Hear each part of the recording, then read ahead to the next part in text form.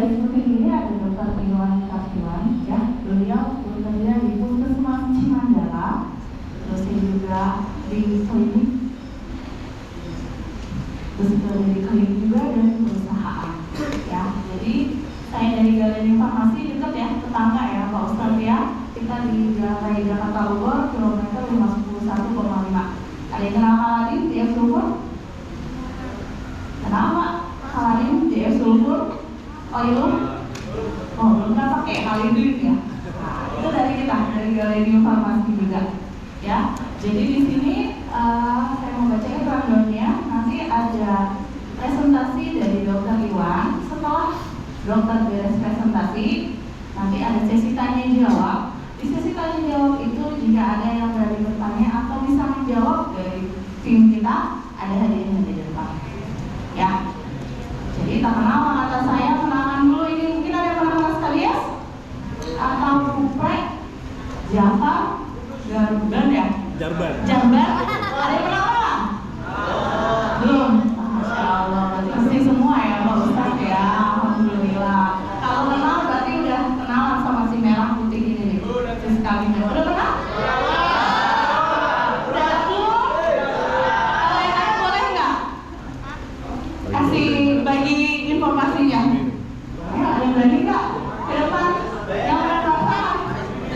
Ayo, nanti mau kasih hadiah nih. Ayo sini, maju. Ayo, ada nggak? Putra atau putri?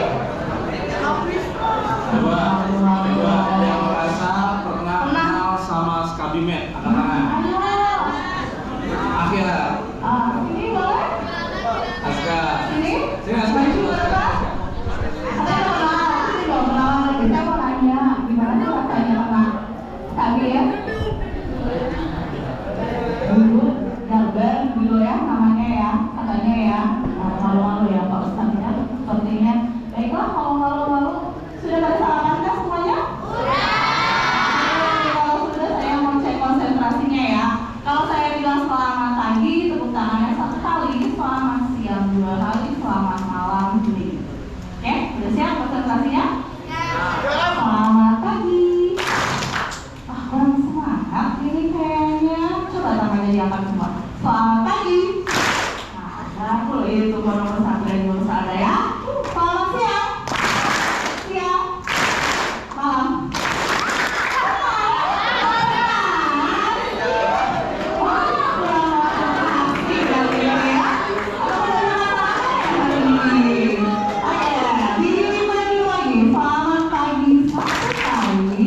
Selamat siang 2 kali, selamat malam hening. Oke? Selamat siang. Siang. Malam. Kali ketemu kembali aku di depan. Oke? Kita jalan. Selamat pagi. Pagi. Siang. Malam.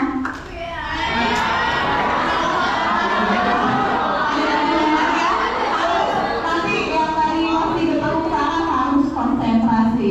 Oke? Kita siap ya untuk konsentrasi ya. Sama nanti saya akan bagikan absensi.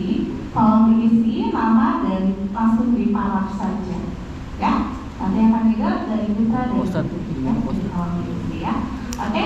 Berarti nanti disimak kasih presentasi slide dari Dr. Iwan ya, dicatat.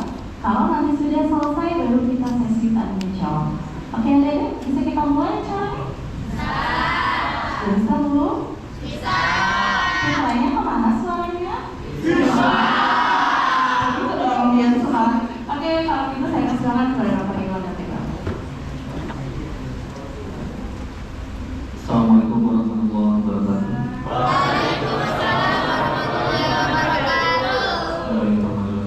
Gimana adik-adik? Semangat? Sebelumnya saya ucapkan terima kasih kepada Pak Ustadz yang sudah memfasilitasi untuk sesi kita kegiatan hari ini. Yang kedua untuk Mbak Anita dari Sekolah Terima Kasih ya. Kaifa alaikum?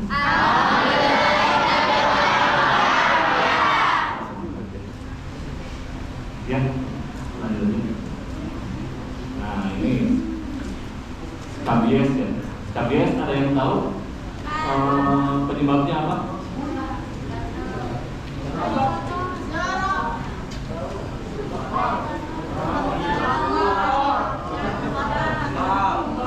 Nah, ini ternyata penyebab si skabies atau gudik atau buduk atau kudis ya, ternyata si ini nih, biar ini.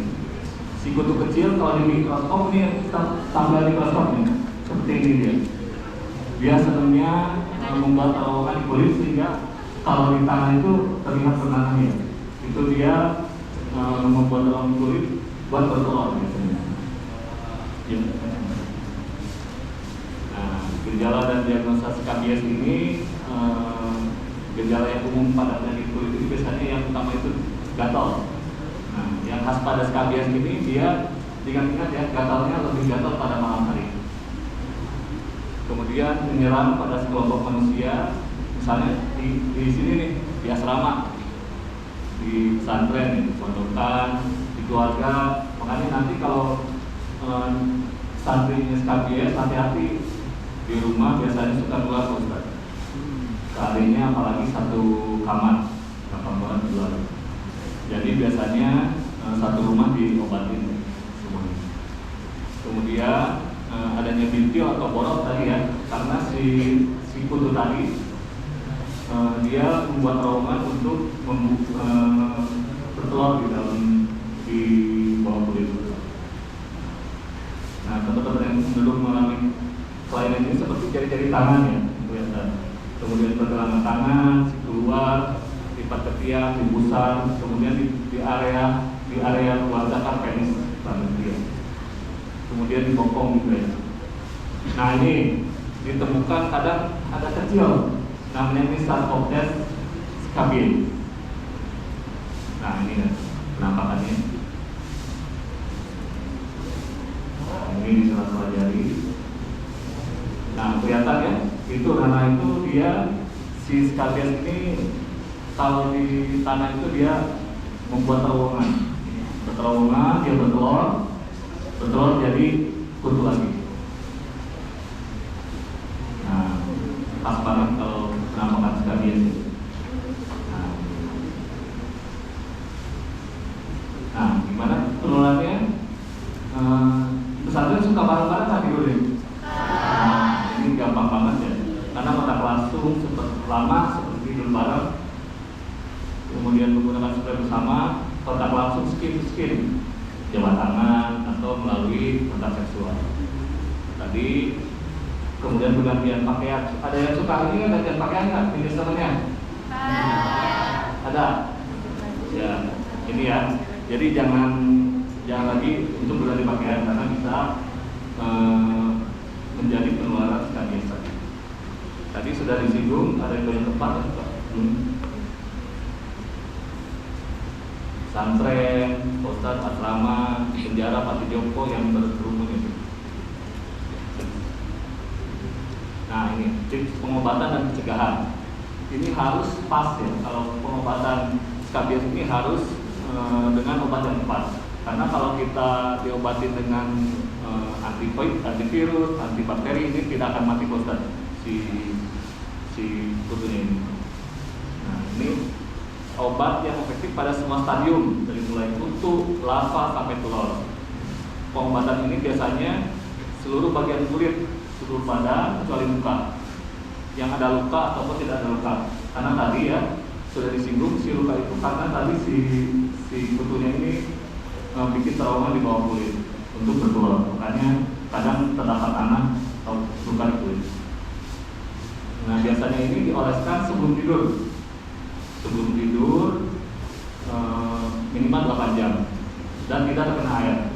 Kalau misalkan ada pipis, dioleskan kembali si salep krim. Kemudian tadi sudah singgung semua anggota keluarga dan kontak yang terdekat diterapi semuanya. Jadi kalau satu kena skabies di rumah, ada yang bawa skabies ke rumah, semua harus berobat. Kemudian tadi semua pakaian, sarung, bantal, handuk, spray yang sebelumnya dicuci ini direndam dengan air panas. Jangan lama-lama ya, jangan sampai 2 jam, setengah jam aja cukup. dan dikeringkan pada suhu panas, disetrika. Nah ini jangan lupa adik-adik jaga juga kebersihan kuku ya, jangan panjang-panjang, ada yang panjang-panjang kan kukunya? Nah, nanti harus bersih ya, tadi sudah disinggung oleh proses. Nah ini pakaian yang tidak dicuci bisa di dry clean atau disetrika, diletakkan di lemari tanpa cuci, diikat tujuannya ini agar si tungau atau kutunya ini mati selama 3 hari.